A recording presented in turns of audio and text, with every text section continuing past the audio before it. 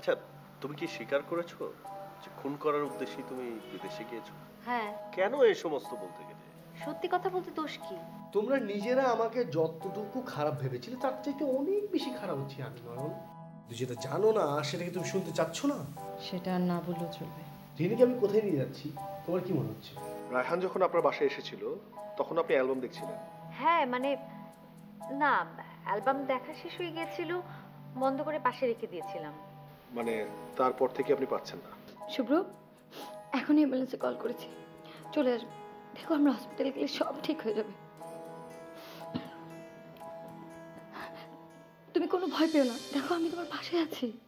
খুঁজে পাবে কি করে? ছেলেটার কাছে যে ঠিকানা ছিল না।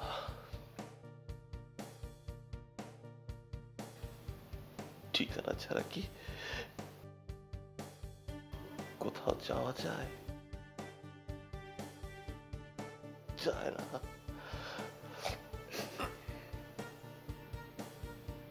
শুভ্র,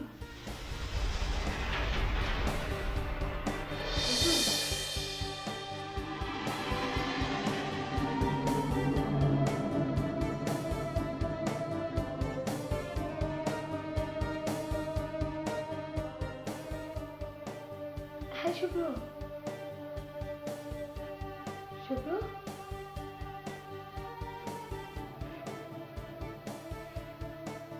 আমার দেশে যাবে না তুমি?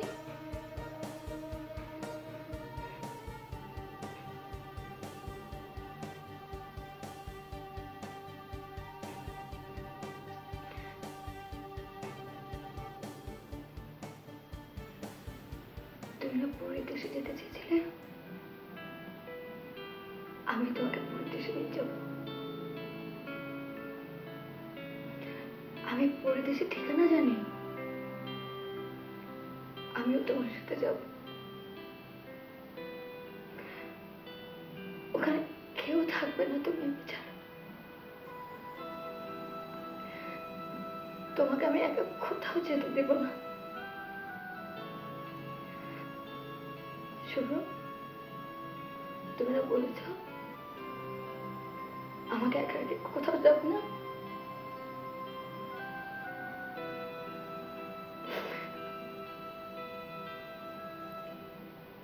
আমি শুধু তোমার শুভ্র।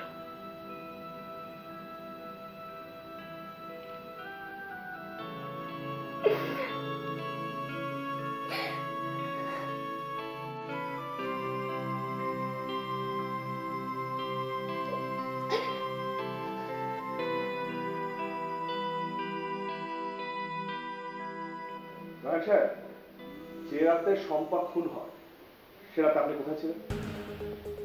মিজান সাহেব, আপনি বারবার আমাকে এর ভিতরে টেনে আনছেন কেন?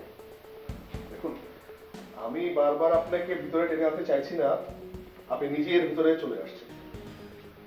আপনি সে রাতে তো ওই পার্টিতে গিয়েছিলেন, রাইট? জি। গিয়ে সেখানে বেশ কিছু ছবিও তুলেছেন। সেটাই কি স্বাভাবিক না? আপনি একটা উদ্ভট প্রশ্ন করছেন কেন? এই উদ্ভট প্রশ্নটা করছি এই কারণেই যে আপনি সেদিকের বাসা থেকে আপনার আর শম্পার ছবিগুলো সরিয়েছেন। এই কারণে আপনাদের পুলিশের লোকজনের এই হচ্ছে একটা সমস্যা, সবসময় দুয়ে দুয়ে চার মেলা, নিজেদের অক্ষমতা ঢাকার জন্য অন্যের উপরে দোষটা চাপিয়ে। আপনার দেশের বাড়ি কি নোয়াখালী? এখানে বাড়ির প্রশ্ন আসছে কেন? যাই হোক, ছবি তুলে আপনারা আলাদা হলেন কখন? আরে ভাই, তখন কি আর জানতাম শম্পা খুন হবে? তাহলে তো আলাদাই হতাম।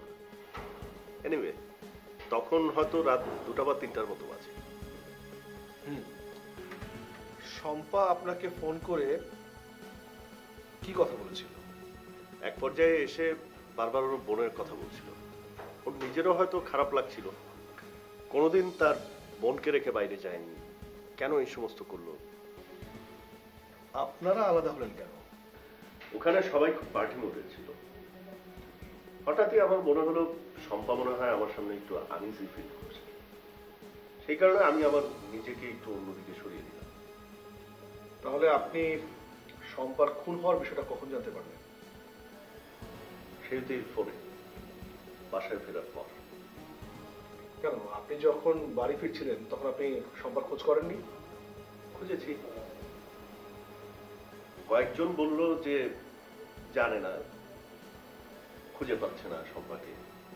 তার মধ্যে হঠাৎ একজন কে যেন বলল যে সম্পা তো বাড়ি চলে গেছে। তারপর? দুবার অবশ্য ফোন দিয়েছিলাম, দেখলাম ওর ফোনটা সুইচড অফ। আমি আবার ভাবলাম ও মনে হয় বাসায় গিয়ে ঘুমাচ্ছে।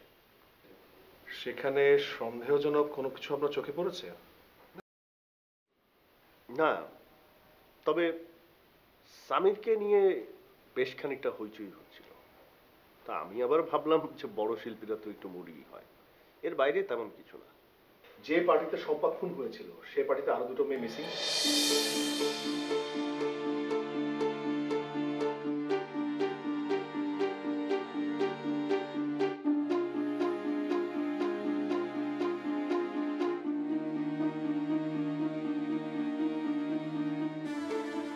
ব্যাপারটা যদি শুধু সম্পার খুন হওয়ার মধ্যে থাকতো তাহলে ব্যাপারটা আমরা ধারণা করতে পারতাম যে ছেলেমেয়েরা পার্টিতে হইচই করে কাণ্ডটা ঘটিয়েছে। কিন্তু হারিয়ে যাওয়া নিয়ে তো কোনো কিছু শুনলাম না। সেটাই তো বিষয়। মেয়ে মরে গেলে মানুষ থানায় রিপোর্ট করে, কিন্তু হারিয়ে গেলে সামাজিক অসম্মানের ভয়ে কেউ কাউকে জানায় না। এই যে সম্পার খুনটা নিয়ে কম কাদা ছুড়াছুড়ি হলো, একটা পত্রিকা তো লিখল যে প্রমোদ তরিতে প্রমোদবালা খুন। কেন, প্রমোদবালা খুন কি খুন না? এটা আসলে আমাদের দৃষ্টিভঙ্গির ব্যাপার।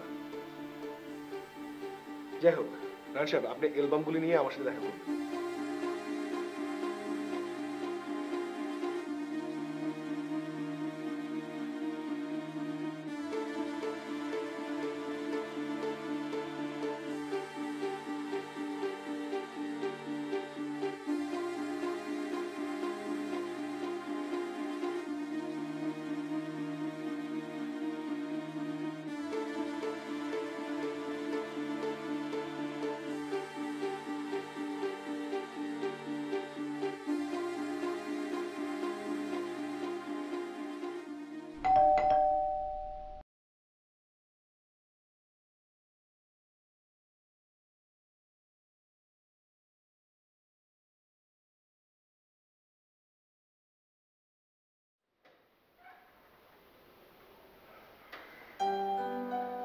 ভীষণ চায়ের চেষ্টা পেয়েছি।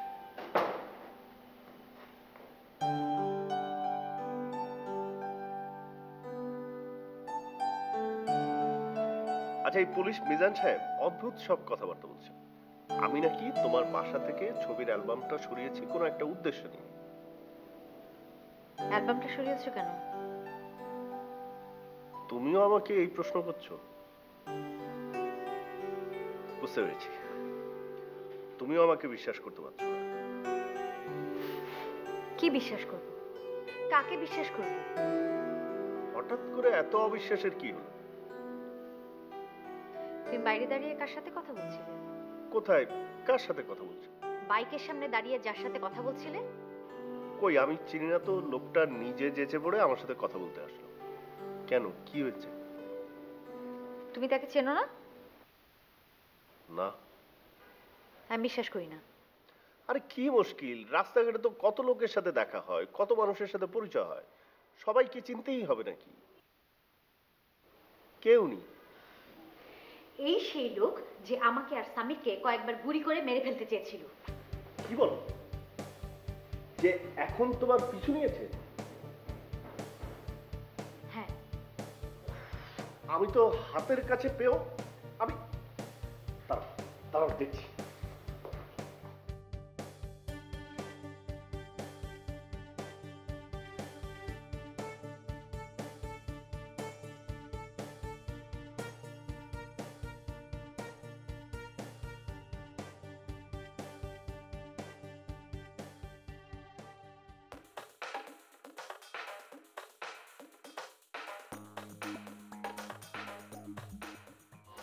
আপনাকে আমাদের সঙ্গে থানায় যেতে হবে। কেন? গেলেই বুঝতে পারবেন। নিয়ে চলো। এই,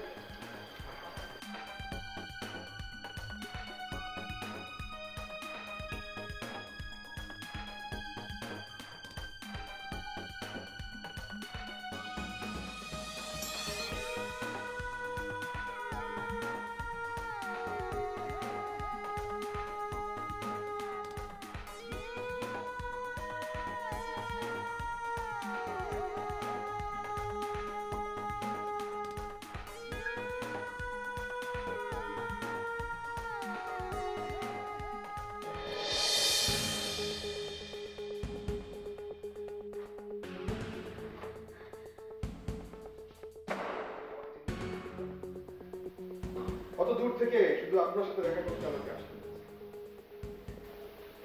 কেন আমার কাছে কি প্রয়োজন? একটু প্রয়োজন, অল্প একটু।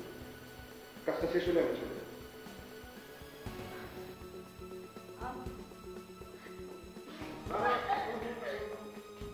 একদম পালানোর চেষ্টা করবেন না। আপনার কোনো ক্ষতি করতে চাইলে আমি অনেক আগেই ক্ষতি করতে পারি। এখানে চুপচাপ শান্ত হয়ে বসুন।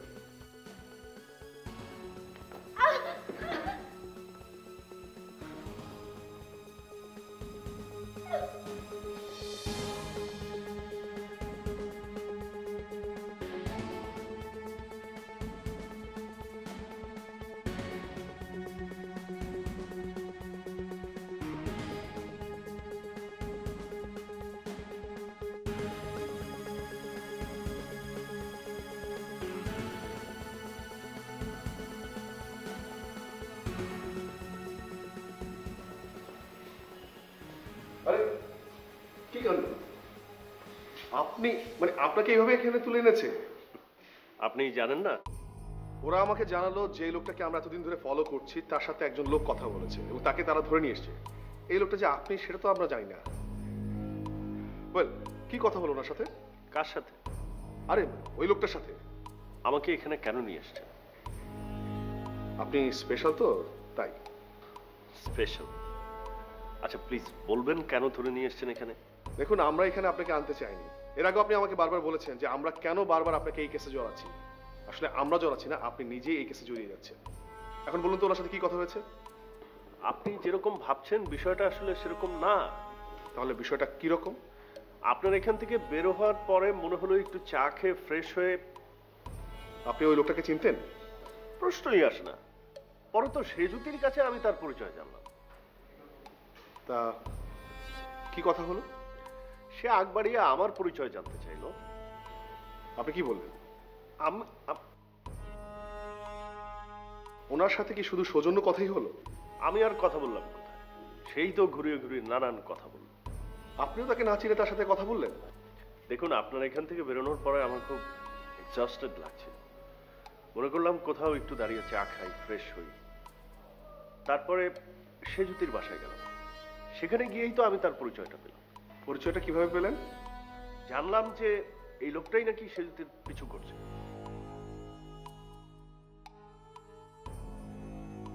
তাহলে এটা জানার পর আপনি কি করলেন?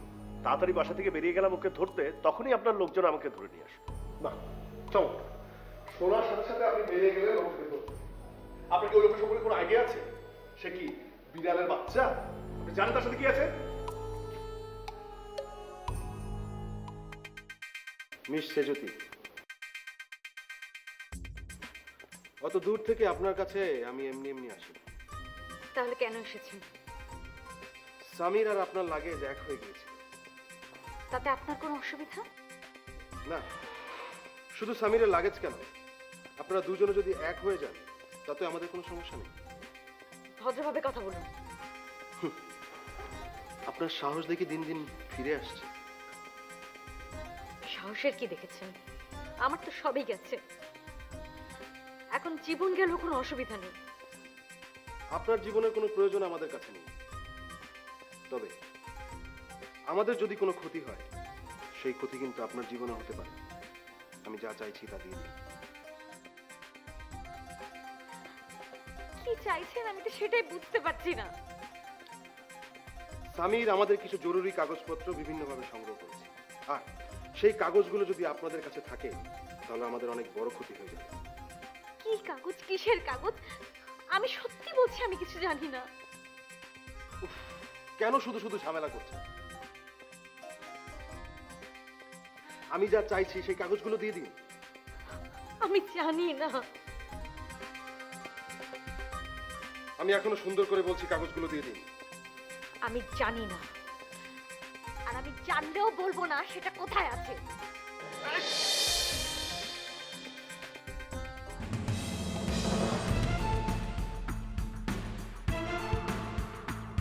বোনের হত্যার প্রতিশোধ নিতে চাও না?